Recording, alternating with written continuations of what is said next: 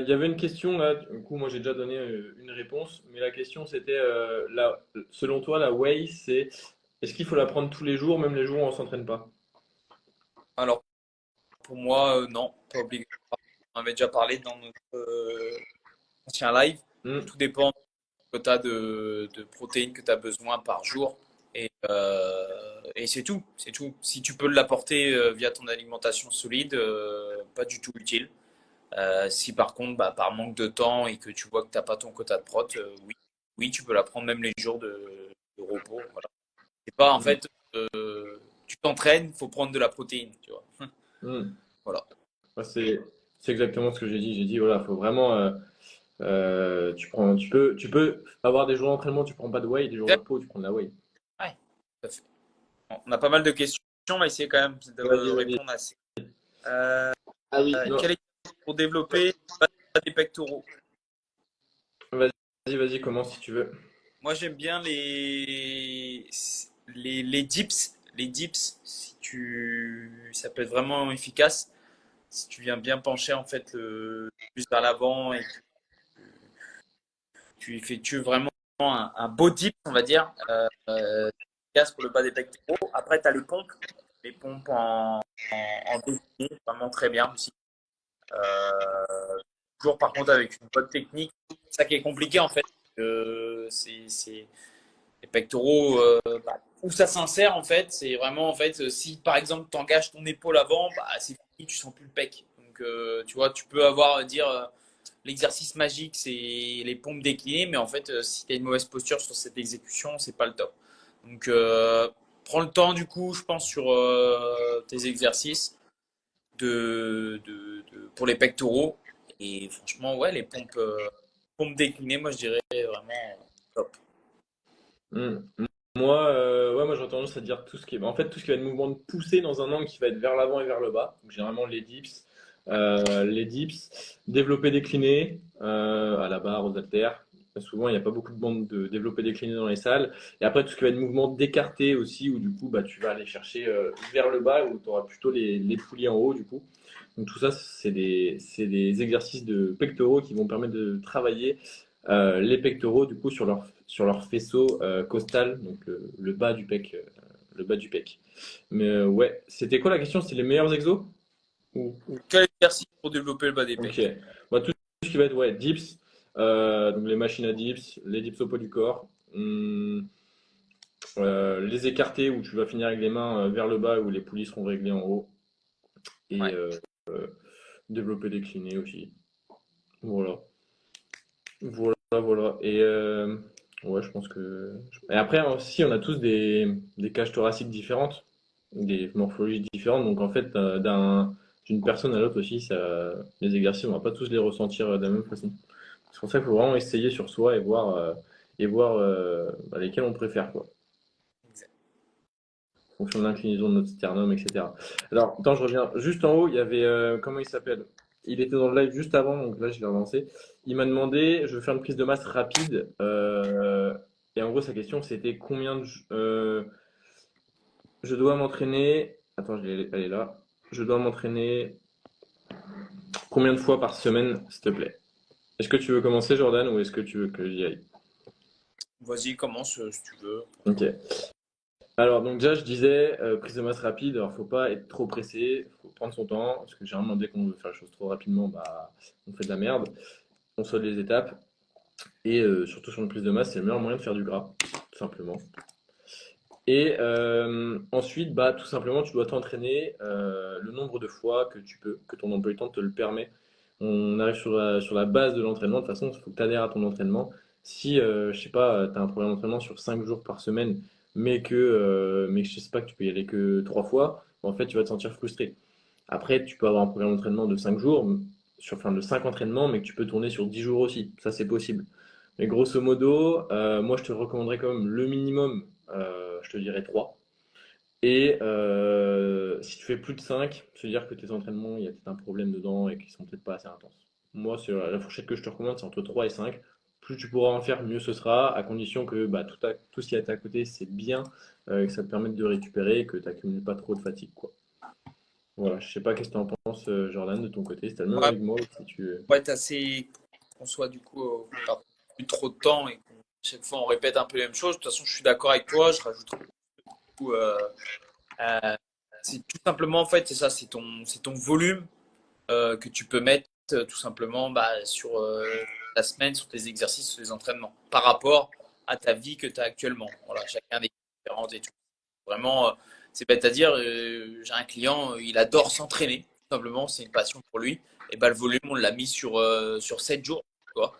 Il adore aller à la salle, voilà, on a diminué les séances, il fait des petites séances, et puis voilà. Ok, Voilà. oui, oui.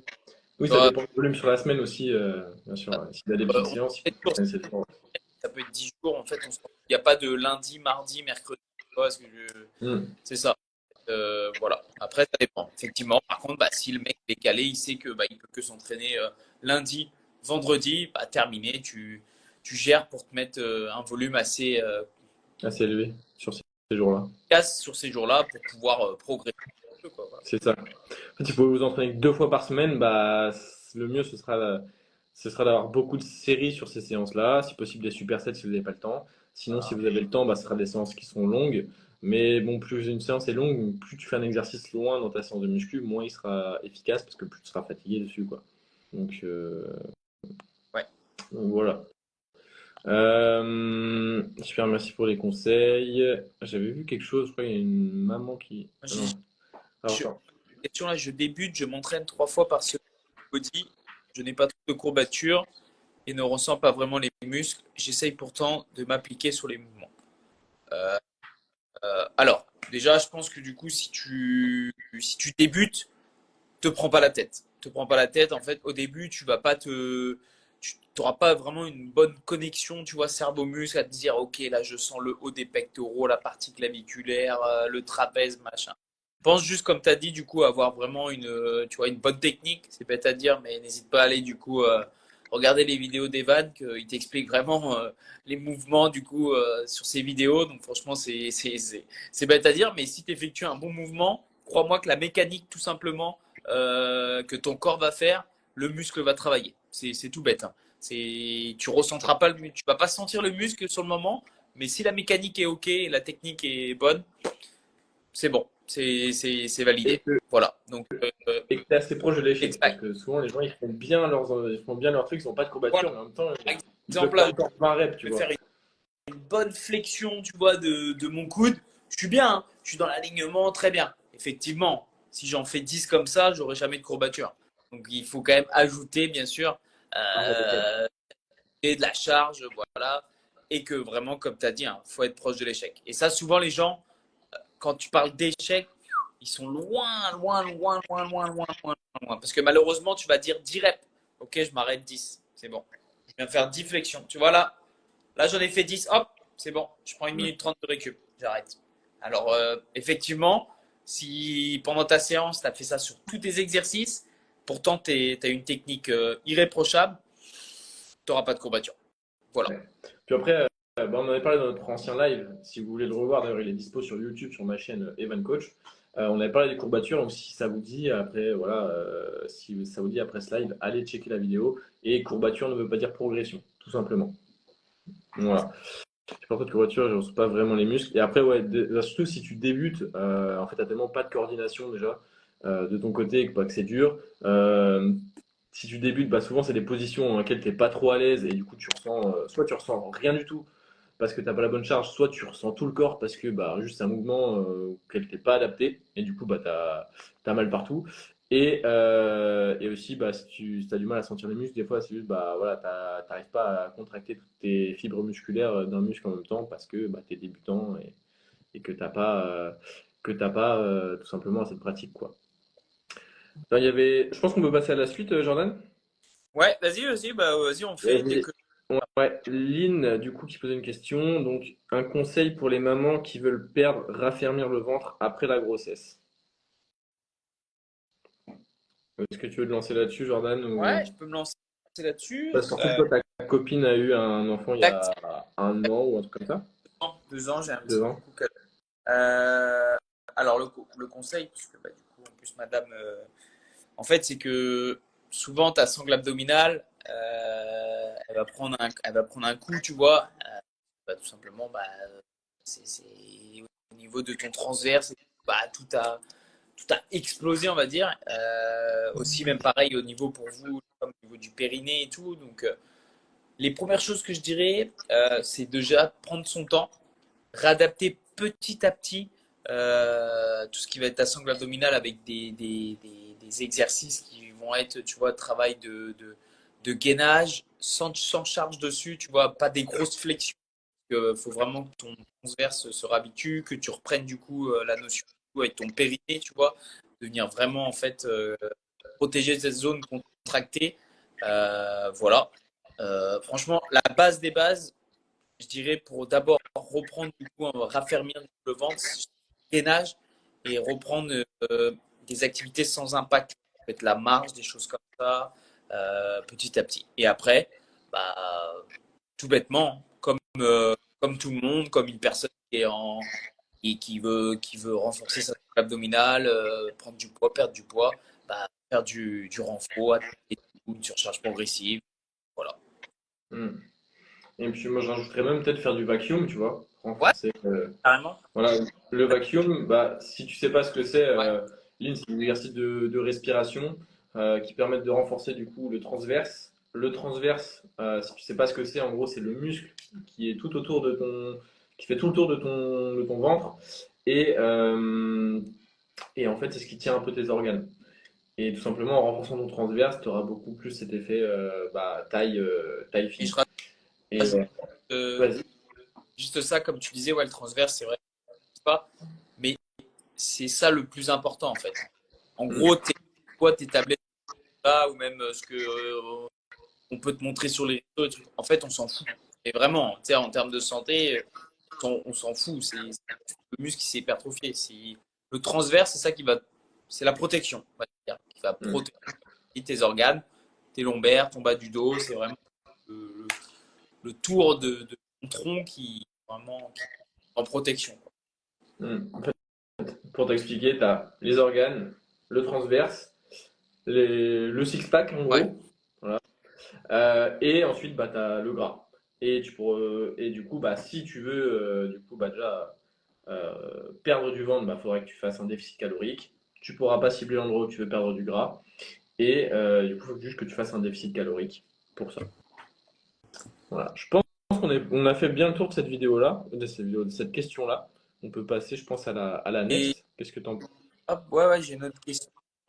Combien de temps dure une sèche en général et quels conseils pour bien la réussir? Alors, je réponds rapidement, tu vois, pour pas qu'on passe non plus au pire. Vas-y, vas-y.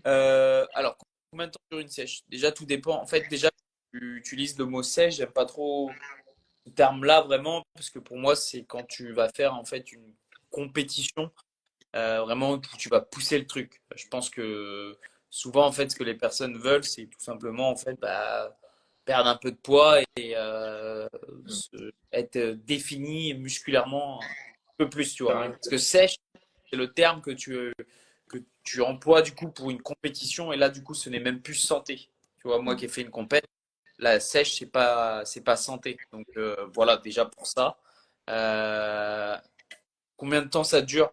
Bah, en fait, plus tu vas prendre ton temps, plus tu vas laisser ton corps en fait s'adapter au déficit calorique, bah, plus en fait ton métabolisme, voilà, ton corps va être adapté, la progression va se faire et tu n'auras pas d'effet entre parenthèses. Voilà. Il n'y a pas de durée vraiment précise et ça dépend jusqu'à où tu vas aller. Truc bête, pour une sèche de compétition, bah, en fait, tu vas à l'extrême. Voilà, tu vas à l'extrême en fait. Tu vas jusqu'où ton corps déjà te dit stop et tu vas même encore au-dessus pour pouvoir atteindre du coup bah, des résultats qui sont pas santé. Voilà. Donc déjà, c'est ça que je veux te dire, c'est que si tu commences déjà à avoir des problèmes et que tu fais une sèche, c'est que c'est pas normal. Voilà. Yes. Et après, bah, du coup, moi, je vais donner mon point de vue. Donc, une perte de poids, en soi, ça peut durer très longtemps, mais à l'intérieur de cette perte de poids, tu auras des phases de maintenance, tu vois, des phases où tu mangeras plus, où tu seras moins dans le truc. mais en gros, tu peux tenir un déficit assez longtemps. Mais tant qu'en fait, tant que tu arrives à suffisamment récupérer entre tes entraînements, que t'as pas trop faim, que t'es pas trop frustré dans ton alimentation, parce que c'est quand même une restriction, une frustration, une perte de poids au bout d'un moment, hein. Tant que du coup voilà, t'es pas trop frustré, que en fait que tu adhères bien à la chose et que tu continues de perdre du poids, bah vas-y, tu vois. Mais il y a un moment où tu seras trop fatigué, tu n'arriveras pas à récupérer, tu seras plus efficace sur tes entraînements. Bah voilà, les contraintes que ça va t'imposer, bah, tu seras plus en adéquation avec ça et simplement tu n'adhéreras plus à la chose. Donc bah là, il sera peut-être temps de voilà de se mettre soit en maintenance calorique pour récupérer un peu d'énergie, soit voilà viser d'autres objectifs pour le mois, les 2 mois, les 3 mois qui arrivent avant de repartir peut-être sur un petit cut et sur un petit déficit calorique quoi. Voilà. Je Ouais. pense qu'on a été assez clair là-dessus. Je pense que voilà. Si tu as des questions encore, c'est Naïm qui a posé cette Ouais, question. Si tu es toujours là et que tu as besoin de plus de précision, n'hésite pas. c'est pas clair trop pour vous. Parce que nous, des fois, c'est clair pour nous. Clair, ouais, ouais, tout à fait. Ça peut être. Ouais. N'hésitez pas. Il y a quelqu'un qui a dit, bon, on a sauté ma question. Si on saute vos questions, Ouais, reposez-les, hein, n'hésitez pas. prends un conseil. Ok. J'ai. Alors j'en ai une là sous les yeux si tu veux. Vas-y, vas-y. J'ai dû arrêter la muscu à cause d'une opération. 5 semaines sans sport me sont conseillées. Je vais perdre beaucoup en masse, vous pensez? Je suis bien chaud à me lancer Vas-y, vas-y. dessus. Lance de toute façon dès que tu lis au pire. Ouais, parce que du coup, donc, j'ai dû arrêter la muscu à cause d'une opération. Ça dépend déjà quelle opération. Si l'opération, ça immobilise complètement ta jambe, bah, sur cette jambe-là, tu vas perdre de la masse musculaire. Ça, c'est sûr. Après, faut voir si. Donc, souvent, tous les médecins vont conseiller d'arrêter le sport. Mais je sais pas si tu as une opération de la jambe, bah, voir si c'est possible d'adapter ton entraînement pour continuer de faire le haut du corps. Ça, c'est possible. Souvent, c'est possible. Mais c'est sûr que 5 semaines sans, si tu bouges pas, si t'as pas, si t'as pas un stress au niveau de tes muscles, bah tu vas perdre en masse musculaire. Alors tu vas toujours perdre moins que ce que tu penses réellement, sauf si du coup tu as vraiment un membre qui est immobilisé. Là, tu vas avoir une grosse perte de masse musculaire et c'est normal. Parce que du coup, il n'y a plus aucune contraction, voilà, il n'y a plus aucune résistance contre ces muscles-là. Mais, voilà, tu perds souvent plus que ce que tu ne penses et voir si tu peux vraiment adapter ton training ou si tu es vraiment, vraiment obligé de l'arrêter. Parce que si tu n'as pas une opération, je sais pas, à la colonne, souvent ça va être compliqué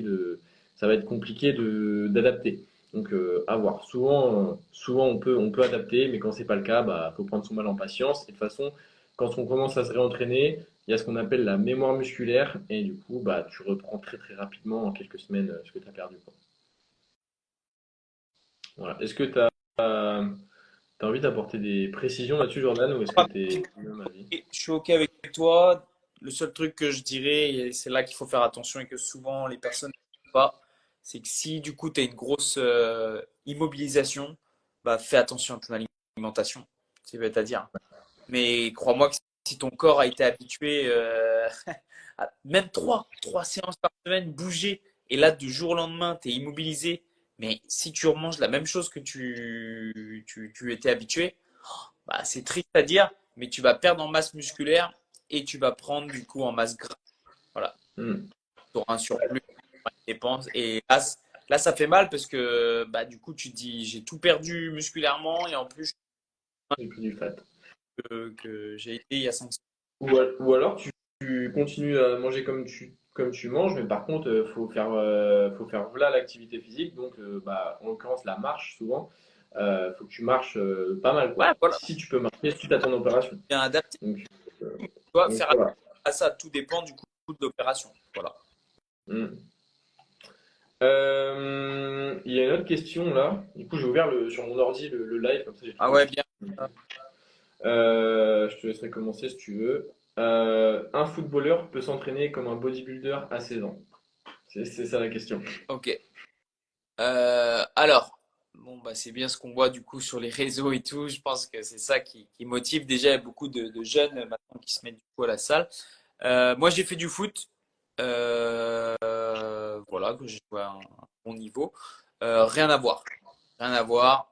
C'est pas du tout, les mêmes entraînements pour ton objectif. Tu peux pas t'entraîner. C'est comme si que, je sais pas ce que je pourrais dire comme exemple. C'est comme si un mec qui fait de l'escalade, est-ce que, tu vois, c'est des fois c'est ça. Le mec qui fait de l'escalade, est-ce que du coup il va faire un entraînement de bodybuilder? Non. Exactement comme un footballeur. En fait, tu vas adapter en fait tu vas faire des exercices qui vont t'aider pour ta pratique de sport derrière. Donc le foot.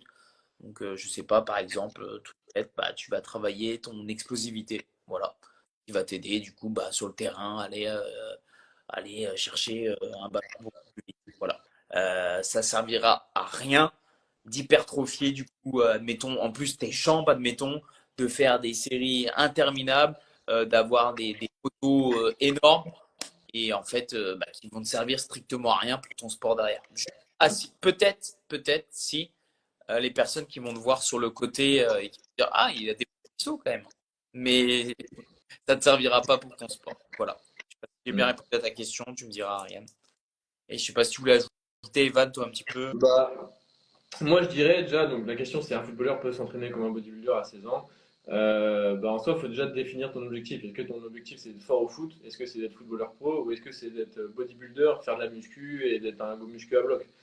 Si ton but c'est d'être un footballeur, bah fais pas de body, tu pourras pas t'entraîner comme un body, tu pourras pas t'entraîner autant de fois qu'un body parce que tu auras les entraînements de foot qui seront à côté et qui seront plus importants et que les entraînements de muscu, faut pas qu'ils te fatiguent pour tes entraînements de foot.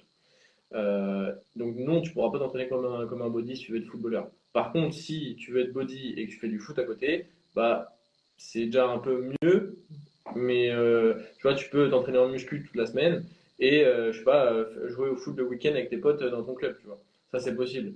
Après, si tu veux être body, bah c'est con de se blesser. Si tu fais une compète de body, c'est con de se blesser au foot, quoi.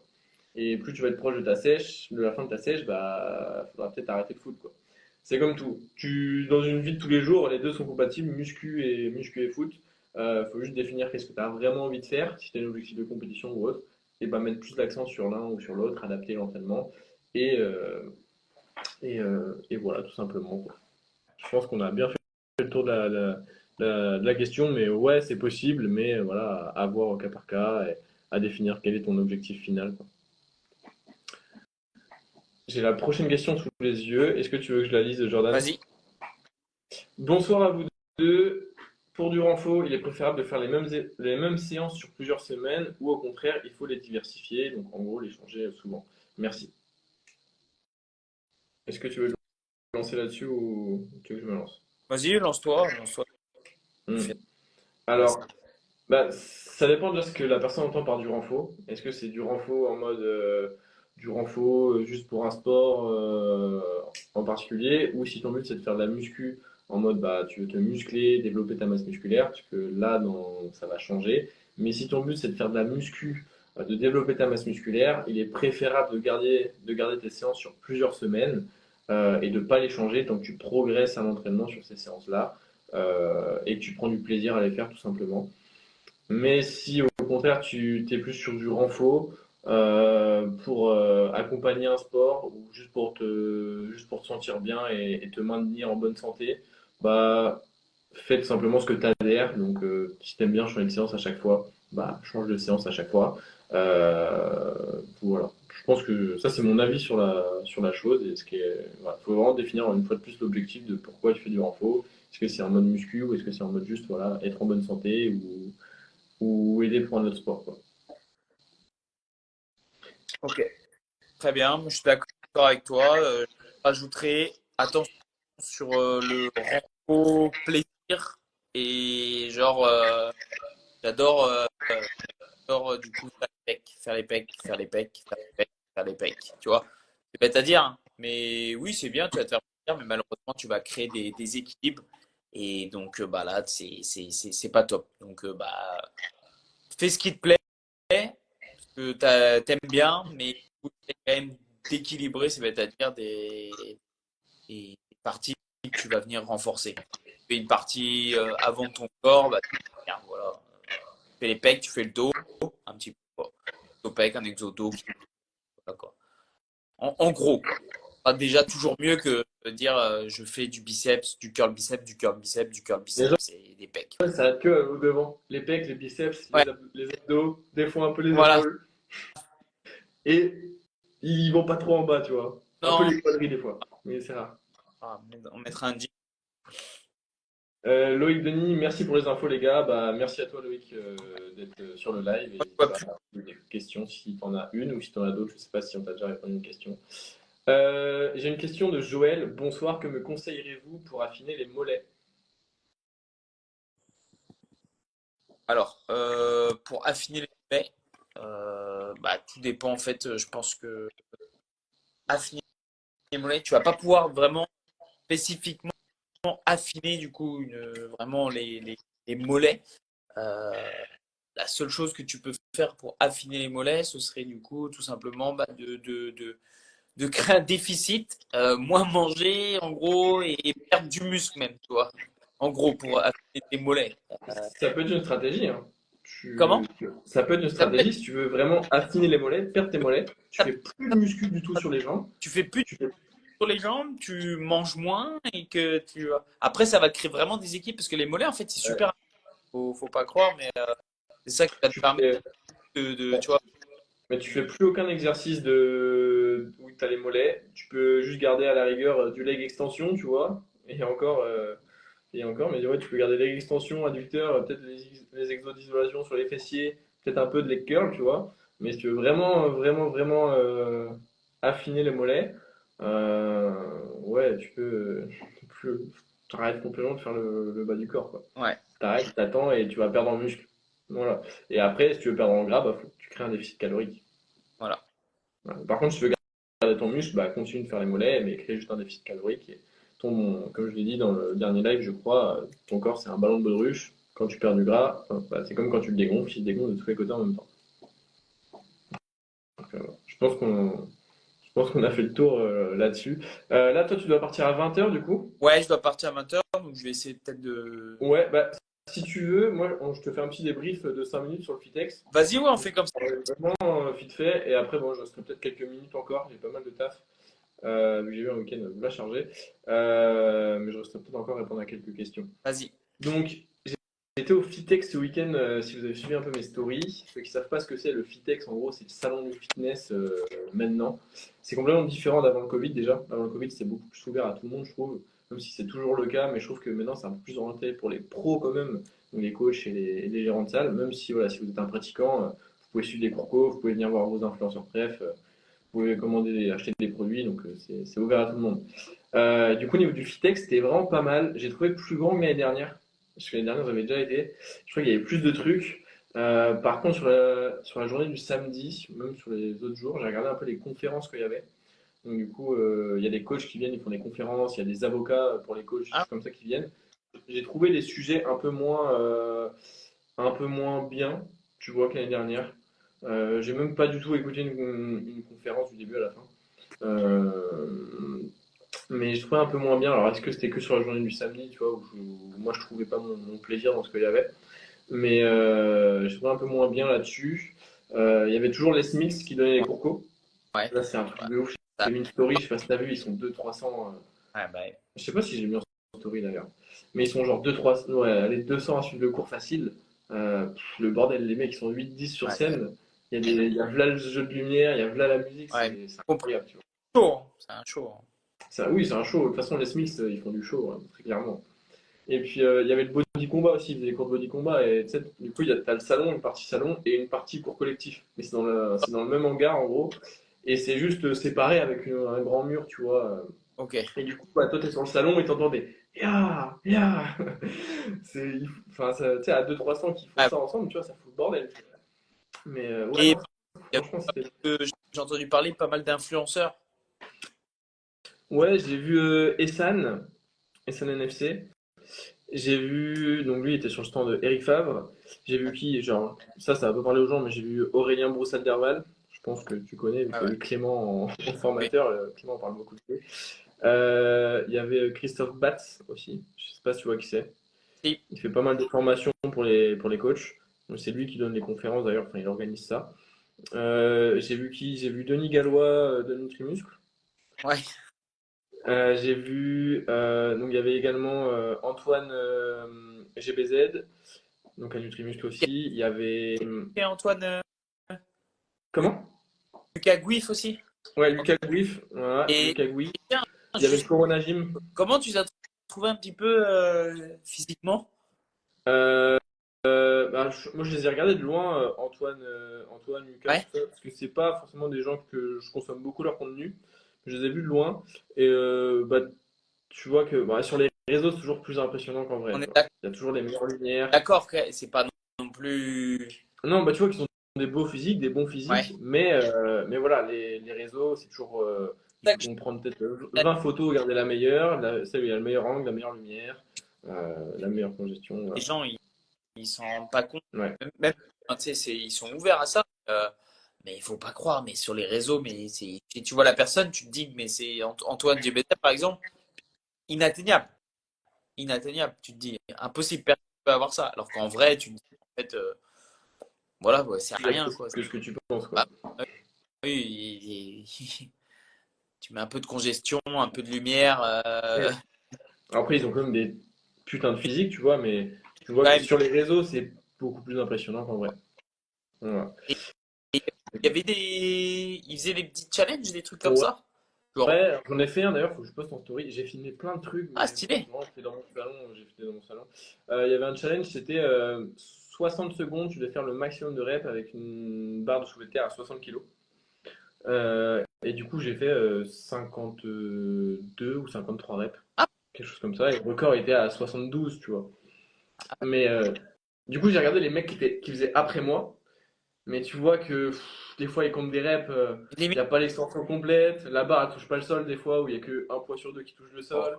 Ouais, ouais, bah, ils faisaient des mouvements rapides un peu. Ouais. Ouais, bon. Et puis, en vrai, moi, genre, j'ai fait un vrai soulevé de terre, classique. Les À gens, chaque fois, j'avais les ouais, vis qui posaient. Mon extension, j'allais chercher des épaules derrière les hanches, tu vois. à chaque fois. Ah ouais, alors que eux, ils devaient Alors relever que vite. ouais, eux, ils remontaient. Genre, Ouais. j'avais toujours les épaules un peu devant les hanches, tu vois. Donc, voilà. Bon, Après, le mec à fait 72, je l'ai pas vu, ouais. mais ouais. Allons. Et en fait, j'aurais dû faire peut-être tu sais, en mode sumo. J'aurais gagné v'là l'amplitude, v'là le temps, en fait. Je pensais à ça après. Moi, j'ai fait mon souhaité en classique en mode vas-y, je m'en bats les couilles, Oui, voilà. je veux juste voir, tu vois. Ouais, c'est Mais bien, si j'avais voulu optimiser, j'aurais fait en sumo, tu vois. ouais. Mm. Attends, tu dois avoir un petit peu les lombaires qui chauffent un peu, non? Non, ça En, va? en vrai, ça va. Ouais. Moi, je sens beaucoup tout ce qui est ischio sur le soulevé de terre. Ouais, beaucoup. Ouais. Ischio fessier, moi. Je les sens beaucoup. Lombaire, ça allait. J'ai fait ça. Il y avait aussi un. Donc, ça, c'était avec Lia. Lia, Ok. ceux qui ne connaissent pas, c'est la championne du monde de powerlifting, du coup, en je sais plus combien de kilos, 62 Moi, ou 64 kilos, quelque chose je comme crois. ça. Ouais, ou 63. Et du coup, donc, il y avait ça avec elle. Ils ont fait un. Donc, donc elle participe pas. Mais du coup, voilà, il y avait que des mecs. Même s'il y avait une meuf au début, mais après, il y avait que des mecs. Et du coup, bah, ils chargeaient une barre au début, je sais pas, ils étaient à genre 130. Tout le monde passait. Après, ils chargeaient 140, 150. Et ils sont montés jusqu'à. Il y avait un mec qui bossait chez NutriPure. Du coup, il était sur NutriPure. Il était sur leur stand et il a fait 2,50. Oh la vache. Mais 2,50 facile, quoi. Facile. Facile. J'ai filmé sa rep à 2,30 et la rep à, faudrait que je monte la vidéo, mais la rep à 2,50, ça monte facile aussi, quoi. Après, le mec, il nous dit, du coup, il y avait plus assez de place sur la barre pour mettre des poids. Mais il nous dit, ouais, j'ai un terre à 300, quoi. Donc voilà. Mais après, le mec, tu vois, c'est le genre de mec qui fait 1,90, 95. Vu comment il était bien carré, il devait faire au moins 115 kills, tu Ouais, il vois. est habitué à faire ça, quoi. Donc, ouais. Ouais, ouais. Il y avait ça. Et puis, il y avait Tango aussi. Je sais pas si tu Oui, connais, c'est. j'aime bien, je Lui, regarde les vidéos, ouais. ouais, il est assez dans l'humour. Enfin, Ouais, c'est oh, un peu ouais. bizarre, mais voilà, lui, il est énorme. Vraiment, il est énorme. C'est vrai. Ouais, bah, j'ai mis une photo dans ma story, on le voit. Il est à côté de personne, mais il fait le double, quoi. C'est ça que Yeah. je un peu déjà, il veut dire ouais, machin, tu sais, il critique sur les réseaux, machin. Ouais, Mais même lui, il disait, mais il dit, vous vous rendez pas compte dans la vie de tous les jours que, en fait, je suis un monstre, quoi. Mais c'est vrai que, il est vraiment énorme, hein. oui, voilà, mais tu Il est vois. vraiment, vraiment énorme. Il y a aussi un autre mec qui est assez connu, alors j'ai oublié son nom, je le suivais mais il y a très longtemps, il est avec Citec Nutrition. C'est un influenceur Citec Nutrition, un ambassadeur. Je sais plus comment il s'appelle, mais pareil, je te le montrerai en photo, tu Ouais, saurais qui c'est. Mais je sais plus du tout comment il s'appelle. Il y avait aussi HZod, je l'ai vu. ouais, je suis Ouais, je suivais pas mal à un moment. Voilà, et après, je pense que j'ai fait le tour des principaux que j'ai vus. sympa quand même pour terminer. Ouais, bien, t'as bien aimé quoi. Ouais, j'ai kiffé. Franchement, j'ai kiffé. J'ai kiffé. J'y retournerai sûrement l'année Il y avait d'après. des ouf ou pas? Il y avait Un quoi? peu propre, des trucs de nourriture un peu Ouais, qui faisaient. ouais, il y a Oui, plein de stands, il y a plein de stands de nourriture. Ils te font tester genre des barres protéinées, des plein de morceaux, quoi. Voilà, de la whey. J'ai goûté de la Clear Whey, je sais plus quelle marque. Bah, c'était Citec, je crois. Tu vois, il a écouté pas mal de choses. Ah si, il y a Nutrimuscle, j'ai fait un challenge avec Nutrimuscle. T'avais une roue à tourner, et en fait, la roue, ça tombait soit sur 30 pompes, 50 squats, tu vois, 20 burpees, des choses comme ça, soit tu gagnais genre de la créatine, enfin, tu sais, des compléments. voilà. Et il y avait une toute petite partie de la roue où tu gagnais 3 mois de compléments alimentaires, tu vois. Et t'as gagné 3 mois. Non, justement, j'étais juste genre 2 crans après. Et le 2 crans après, c'était le Pepto Pro de la mort. Alors, je sais pas si t'as déjà goûté du Pepto Pro. Non. Euh, Bah, en gros, c'est dégueulasse. Ah, ok. Bon, ça va, moi après, je suis pas sensible à ça.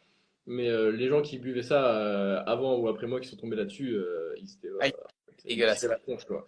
Ouais. Non, moi, j'ai commandé une fois de la whey, 4 kilos de whey goût neutre. Et en fait, je puis ça, je suis vacciné C'est de tout ce qui est dégueu, tu vois. ouais, voilà, ouais. Ouais, ouais. Ok, ça marche. Bah Bon, voilà, ouais, je vais te laisser. Enfin, tu vas nous laisser du coup. Il est Evan, 20h. moi je vais vous laisser. Ouais. Vas-y, mais on se refait ça carrément. Carrément, on pourra se refaire ça un soir si les gens ils sont chauds. Même un Et petit comme d'hab, de toute façon, le live, je le remettrai sur YouTube. De toute façon, il est automatiquement upload sur YouTube le live dès que je le poste. Et, pour euh, finir, et je mettrai les timecodes. un petit peu plus court, mais au moins aux Bah ouais, moi je vais continuer un peu, il me reste un peu de temps. Je vois qu'il Vas-y, y a des questions qui ont été posées, donc, on fait comme- je vais y répondre. merci à tous, Ouais, merci à Evan, yes. et bonne soirée. Ouais, salut Jordan, ciao. Ciao. Si on se blesse régulièrement, cela peut-il être dû à une carence en quelque chose? Si tu te blesses régulièrement, déjà, il faut revoir ta récupération. Faut revoir ta récupération.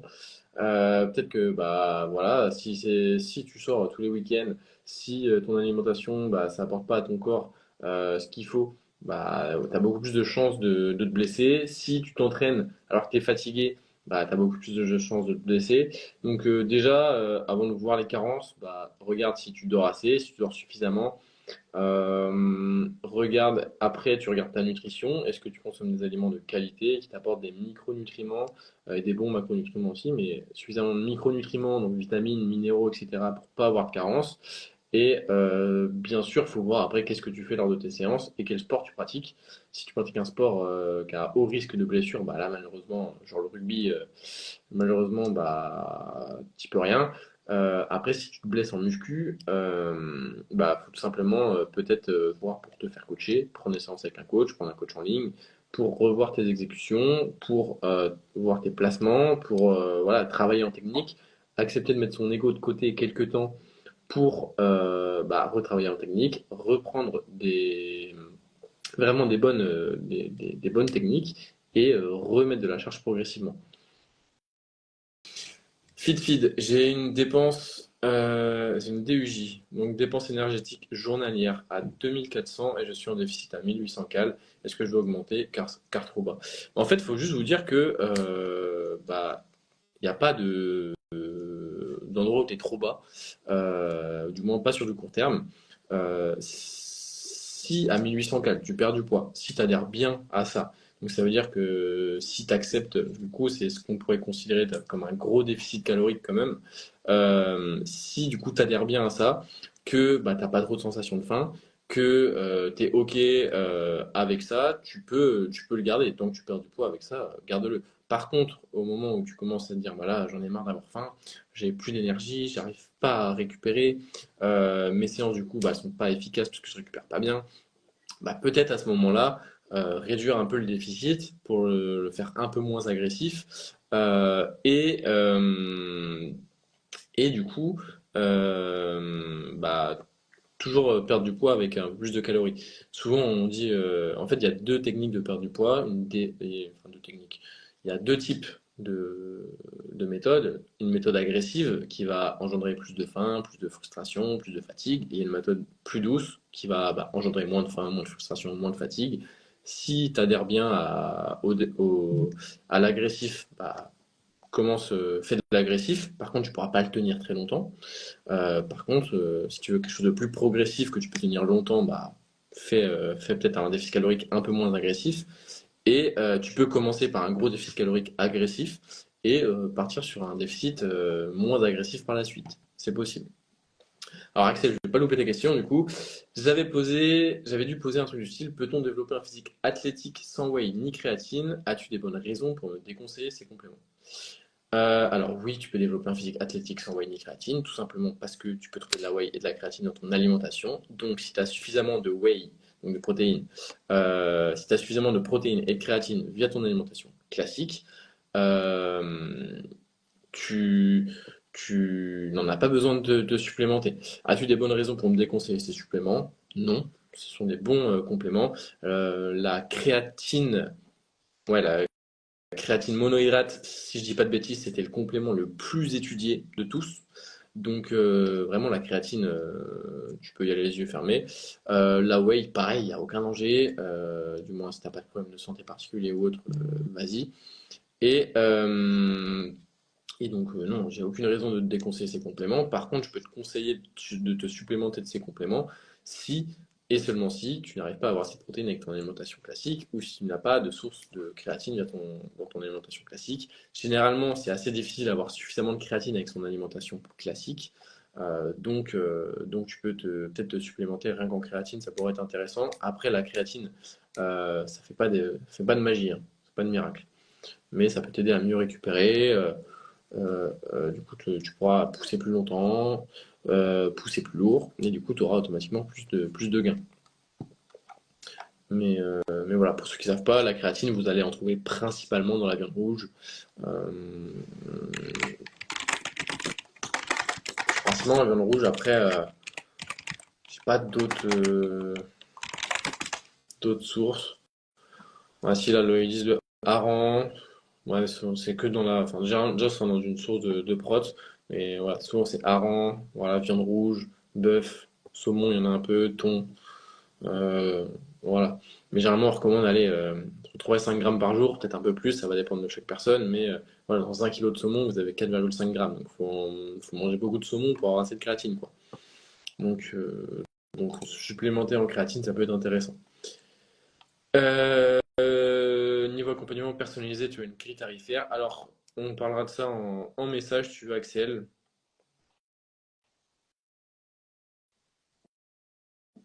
En général, le poisson, ouais, viande rouge, poisson, pour la créatine, bah, tout ce qui va être viande. J'arrive pas à ressentir les pecs lors des dips. T'as des tips. Alors déjà, les sensations, bah, ça veut tout et rien dire.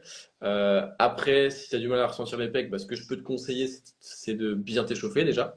Et potentiellement de faire des exos d'isolation sur les pecs avant de commencer tes dips. Donc tout ce qui va être du style écarté à la poulie, sur un butterfly, si tu as un bon butterfly dans ta salle, mais sinon écarté à la poulie, euh, en léger, avec une bonne technique, assez loin de l'échec. Des séries, voilà, tu fais quelques séries d'échauffement, des séries plutôt longues, voilà, 10, 12, 15 reps, 3 à 4 séries, ouais, même 3 séries pour t'échauffer sera amplement suffisant, et où tu te concentres à faire correctement ton mouvement, parce que la deuxième raison qui fait que vous ne sentez pas un muscle ou autre, c'est que vous avez tout simplement une technique dégueulasse. Et du coup, bah, faut déjà bien faire son dips. Euh, bien s'échauffer sur ses écartés et faire pour avoir une bonne activation musculaire au niveau des pecs. Et si ton dips, tu le fais très redressé, bah en fait, tu vas beaucoup moins engager les pecs. Alors que si tu vas être plutôt penché en avant, bah, tu vas beaucoup plus recruter tes pecs, tout simplement. Parce que tu auras ton coude qui va reculer beaucoup plus par rapport à ton buste et du coup tu vas étirer tes pecs. Alors que quand tu es très redressé, bah souvent tu peux pas reculer vraiment ton coude. Donc voilà. Déjà, souvent, donc pour reprendre ta question, j'arrive pas à ressentir les pecs lors des dips, t'as des tips. Donc revois tes techniques, revois tes charges à la baisse pour reprendre bien les techniques, échauffe-toi bien, peut-être revois le choix de tes exercices également. Voilà. Santiago, t'as pas exo poids de corps pour pec. Si, classique, poids de corps, dips pompe. Euh, Traction sur une petite activation des pecs. Voilà. Dips pompe. Mais le problème du poids de corps, c'est que bah, pour ta surcharge progressive, c'est nul. Typiquement parce que bah, tu vas finir à part te retrouver à faire des séries de 30, 40, 50 pompes. Et bah, que tout simplement pour la surcharge progressive, tu peux pas être progressif. Et des fois rajouter une pompe, c'est énorme, alors que sur un exo de muscu, tu peux juste rajouter 100 grammes, 200 grammes, 500 grammes, 1 kilo. Et pour la progression, c'est mieux, quoi, tout simplement. Donc si t'as pas accès à du matos, bah reste sur pompe dips. Là, j'en vois pas d'autres comme ça. Ah, bien sûr, les pompes, toutes ces variations, hein. Si les pompes, c'est facile pour toi, surélève tes pieds. Et au contraire, si c'est dur pour toi, bah, surélève tes mains. Mais voilà, Santiago, tu notes. Ok. Et voilà, si tu as accès à du matos, utilise du matos. Chest press, les poulies, tu peux faire des écartés. Les dips, oui, je fais sur des chaises. Ouais, après, si tu t'entraînes au poids de corps, si tu as accès à un petit parc de street, ouais, tu peux trouver des barres parallèles faciles. Et même à Decat, des barres parallèles, t'en as pour 20 balles, tu vois. Donc, euh, donc, barre parallèle en termes de sécurité sera bien mieux que des chaises. Et ce serait con euh, pour mieux étirer mes pecs. Utilise des barres parallèles, c'est mieux. C'est beaucoup plus safe surtout. Parce que si tu fais sur une chaise, des fois sur les chaises, c'est pas très très safe quoi. En fonction de la chaise que tu as. Body, tu conseilles combien d'exos par séance? Ça va. Donc déjà, le nombre d'exercices par séance, ça va dépendre du temps que tu as à la salle. Si tu as un temps illimité, bah, ça va dépendre tout simplement de ton nombre de séries aussi que tu vas faire par exo. Mais pour te donner un ordre d'idée, si tu arrives à mettre de l'intensité dans tes séances, que tu es assez proche de l'échec, 4 exos peuvent suffire, mais tu peux monter à 6, 7 exos par séance. Mais si tu as 7 exos, tu feras pas 4 séries par exo. Parce que plus tu auras un exo qui va être tard dans ta séance, plus ta série elle sera tard dans ta séance sur cet exo, bah, moins tu as 1 heure pour t'entraîner. Donc moins bah, l'exercice sera efficace.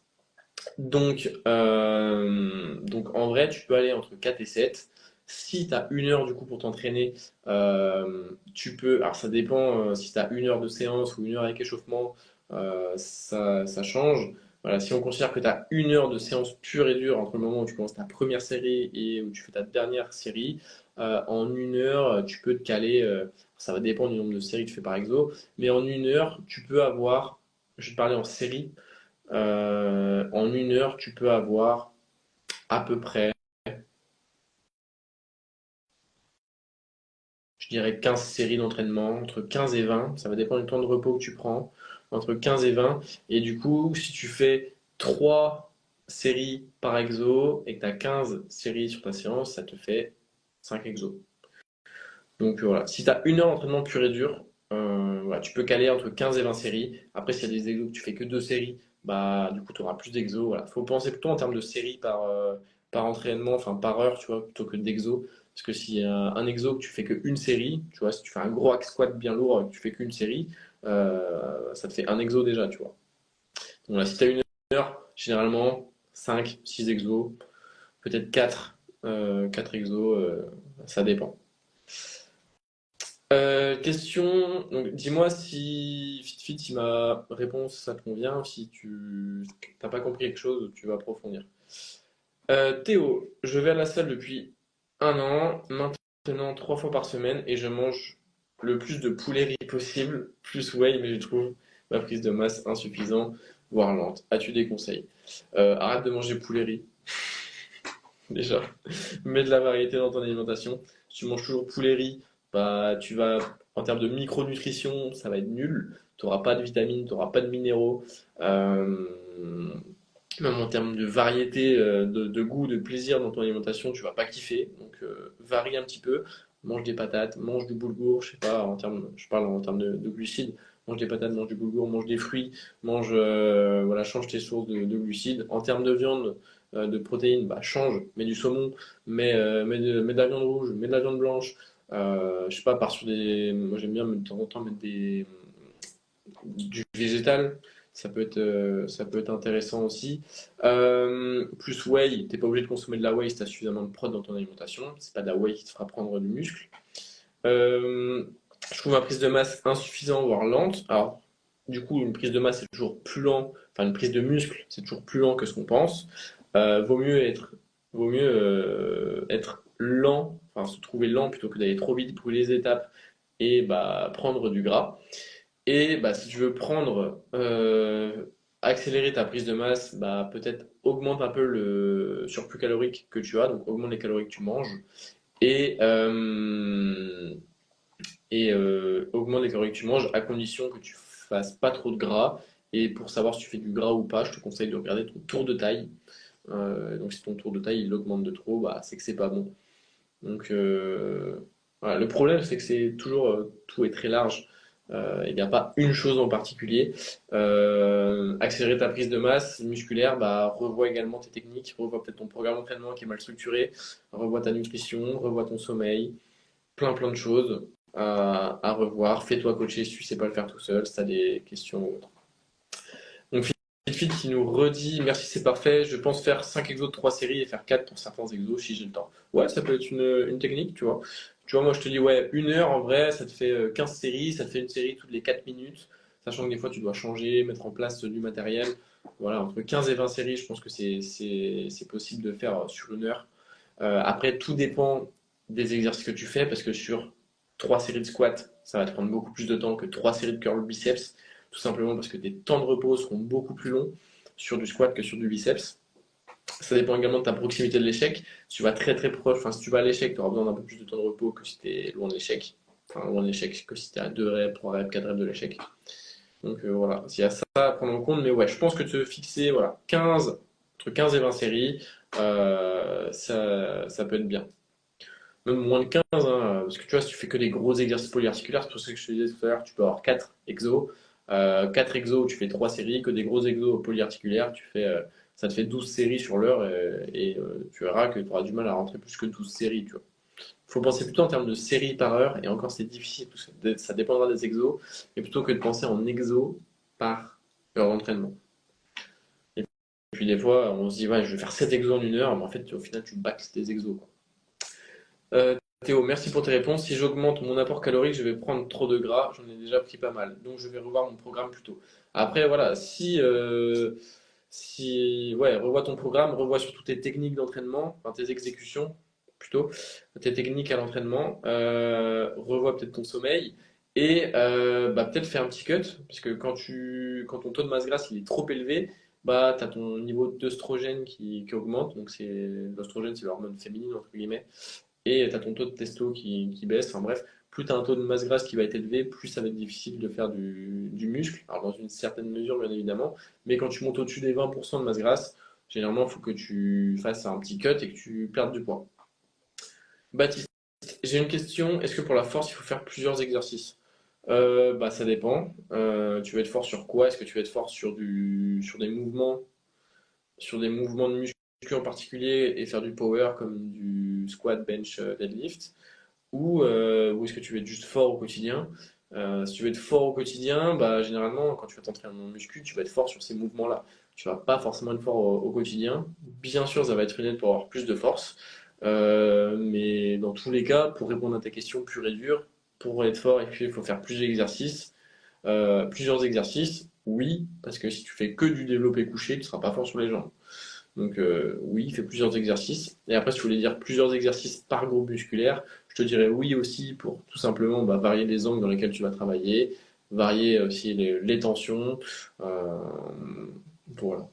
Je sais pas trop ce que je peux te dire de plus. Perte de gras, série face cardio après exomuscu ou plutôt séance cardio en dehors de la salle. Perte de gras, pas forcément cardio déjà. Tu peux perdre du gras sans cardio. Parce que souvent, vous voulez perdre du gras, vous dites ouais, je vais faire plein de cardio et tout, mais en fait, derrière, vous n'avez jamais compté vos calories et en fait, je sais pas, sur une heure de cardio, vous avez brûlé 400 calories. C'est plus facile de pas manger 400 calories que de faire 400, que de brûler 400 calories sur le cardio. Donc déjà, en calculant ces calories, ça peut permettre de perdre du gras sans cardio. Euh, Bien évidemment, je ne diabolise pas le cardio, c'est très important. J'en ai fait 5 heures aujourd'hui. Donc voilà, faites du cardio, c'est important pour le cœur. Mais vous pouvez perdre du gras sans cardio. Tu peux faire ton cardio. Ça dépend qu'est-ce que tu vas faire comme. Si on revient à la même chose, en fait, c'est pas assez précis comme question.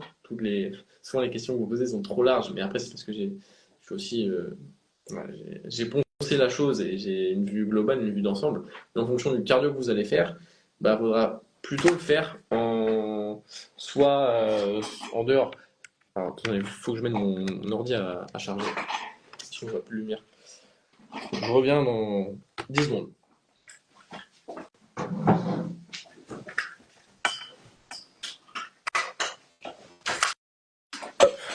Donc, si ça dépend du type de cardio. Si vous faites un cardio intense, style HIIT, que vous allez très haut en BPM, faites plutôt ce type de cardio en dehors d'une séance de muscu. Par contre, si vous faites un cardio de type lisse, donc le type lisse, L-I-S-S, c'est un cardio qui va être doux. C'est un cardio qui va durer sur le temps. C'est un cardio où votre BPM il va pas trop monter. Ce genre de cardio-là, vous pouvez le faire avant ou après une séance de muscu. En fait, si vous faites du cardio avant votre séance de muscu, il ne faut pas que ça impacte votre séance de muscu. Faut pas que ça vous crame. Faut pas que vous arrivez sur votre séance de muscu complètement lessivé, complètement rincé. Faut que si vous faites une séance de muscu, il faut que vous arrivez dans des bonnes conditions sur votre séance de muscu. Il faut que vous arrivez avec de l'énergie pour pouvoir performer sur votre séance de muscu. Donc, en fonction de votre type de séance cardio que vous faites, vous pouvez mettre avant ou après, ou alors en dehors. Une séance cardio intense, faites-la plutôt en dehors d'une séance de muscu. Une séance cardio, comme de la marche rapide, qui va être de type léger, où votre BPM va pas trop monter, donc battement du cœur par minute, ne va pas trop monter, et où vous allez être du coup sur un effort un peu plus long, ça, vous allez pouvoir le mettre avant une séance de muscu, ou après, vous pouvez même faire les deux, vous pouvez faire 15 minutes avant pour vous échauffer, et vous pouvez faire 15-20 minutes après pour augmenter votre dépense calorique, augmenter votre nombre de pas. Tatanine, plutôt du polyarticulaire en exercice. Voilà, une fois de plus, c'est pas assez précis, mais plutôt du polyarticulaire en exercice, non. Le polyarticulaire, d'ailleurs, j'en parle dans un de mes cours sur comment créer un programme d'entraînement, d'ailleurs, que je vends. Je parle de tout ça, donc des bénéfices des exercices polyarticulaires, des avantages des exercices polyarticulaires, mais pareil des isolations. Les avantages du polyarticulaire, que c'est que tu vas recruter beaucoup de groupes musculaires en même temps. C'est que du coup, ça peut être intéressant quand tu n'as pas beaucoup de temps pour t'entraîner. Hum, Tu peux charger assez lourd là-dessus, du coup ça va te travailler aussi pas mal au niveau de ton tronc, souvent. Mais les désavantages, c'est que des fois, c'est que c'est assez complexe à apprendre quand on est débutant. C'est que quand on a que faire que du polyarticulaire, c'est très énergivore. Donc voilà, si vous faites que du hack squat, de la presse à cuisse, du squat, du développé couché, que des gros exercices polyarticulaires, si vous faites 6 exos polyarticulaires dans votre séance, vous allez être fatigué au bout d'un moment. Donc plutôt du polyarticulaire en exercice Non, faites les deux, ça dépend de vos objectifs, ça dépend de ce que vous aimez faire aussi. Parce que si t'aimes pas le polyarticulaire, bah, faites des exos d'isolation. Parce que ce qui sera le plus efficace pour vous, ce sera quelque chose que vous aimez faire, ce sera quelque chose auquel vous allez adhérer. Donc, euh, voilà, variez, variez. Si vous n'avez pas beaucoup de temps, le polyarticulaire sera peut-être plus intéressant que les exos d'isolation. Euh, Si vous aimez faire du polyarticulaire, faites du polyarticulaire. Le mieux reste de varier les deux et en fonction de vos objectifs, de ce que vous voulez développer, adapter, adapter. Faites-vous coacher, sinon. Tu fais traquer les calories à tous tes clients en perte de poids, sur quelle appli, comment tu amènes la chose, ça fait parfois peur à certains. Non, je ne fais pas traquer les calories à tous mes clients. Tout simplement, si un client me dit je ne veux pas traquer mes calories, je ne veux pas peser ce que je mange, bah, je vais dire ok. Par contre, bah, si on fait pas ça, potentiellement ça va prendre un peu plus de temps, mais au moins tu vas adhérer au processus, tu vas adhérer à la chose. Euh, je traque les calories seulement aux clients, donc je leur propose l'option. S'ils veulent traquer leurs calories, bah, on met en place le tracking des calories. Souvent, ça dépend de la personne, mais souvent je mets en place une diète intuitive. Donc une diète intuitive, c'est qu'en fait tu vas manger. Je vais te dire quand même comment créer un repas dans ton assiette. Voilà, quel type d'aliment est-ce que tu dois plutôt voilà privilégier, comment créer un repas. Par contre, donc ça c'est la diète intuitive. Tu manges ce que tu veux quand tu veux, sans peser, sans traquer. Tu peux avoir déjà des résultats comme ça. Rien qu'en changeant les choses que tu manges, en faisant un peu plus d'attention, en réduisant certaines quantités et en augmentant d'autres. Euh, Par contre, si tu veux aller plus vite, si bah, tu stagnes en faisant ça ou que tu n'arrives pas à avoir de résultats, on peut implémenter un tracking de calories, mais un tracking progressif, tout simplement. C'est ce que j'aime au tout début du coaching. Mes élèves, ils sont souvent en diète intuitive et je leur dis par contre, ce qui peut être bien à faire, c'est un jour par semaine, 2 jours par semaine, tu traques tes calories. Ou alors un repas par jour, histoire d'avoir des meilleurs repères, points de repère en mode ok, tel repas ça fait tant de calories, tant de protéines, ou alors telle journée ça fait tant de calories, tant de protéines. Comme ça leur permet d'avoir des points de repère et quand ils font une diète intuitive, quand ils pèsent pas, quand ils traquent pas, ça leur permet de savoir un peu plus où est-ce qu'ils en sont en termes de protéines, de calories. Est-ce que sur cette journée-là, bah, du coup, ils devraient continuer à manger ou est-ce que bah, là, justement, ils sont assez hauts. Donc, non, le tracking des calories, c'est pas avec tous mes clients. D'ailleurs, je sais pas ce mot-là, j'utilise plutôt le mot élève, mais c'est le mot de ta question. Donc non, ça dépend au cas par cas, mais souvent je commence avec eux sur une diète intuitive. Ils mangent ce qu'ils veulent quand ils veulent, etc. Je leur dis comment créer un repas et les familles d'aliments à privilégier, tout en traquant, peut-être en insérant, en introduisant le tracking des calories 1, 2 jours dans la semaine ou sur un repas par jour par exemple, pour qu'ils aient des notions quand même et un peu plus en détail après s'ils veulent avoir plus de résultats, s'ils veulent vraiment se mettre vraiment à fond dans le processus, on peut traquer les calories sur tous les jours. Donc voilà, j'espère que ça a répondu à ta question. Comment est-ce que c'était? C'était Guillaume. J'ai répondu à ta question, Guillaume. Voilà, si tu veux un peu plus de précision là-dessus, euh, n'hésite pas. Merci à toi. Merci à toi également, Guillaume. J'espère que ça pourra t'aider personnellement.